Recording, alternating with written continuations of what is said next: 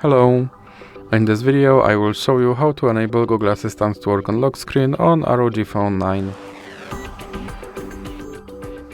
So you have to start by opening your Google application, then click on your avatar and now go to settings. Then click on Google Assistant and now click on Hey Google and Voice Match and click here to enable Hey Google. Now click on More and I agree, then click on More and I agree again and click Next.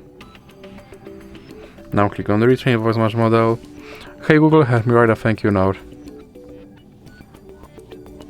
Hey Google, what's the weather tomorrow? Okay Google, explain how a rainbow is formed. Okay Google, set a timer for 5 minutes. Then click Next. And we can go back. Then click on lock screen and click yes I'm in. And make sure that this first option stays on. And now let's check if my Google Assistant will work on lock screen. Okay Google.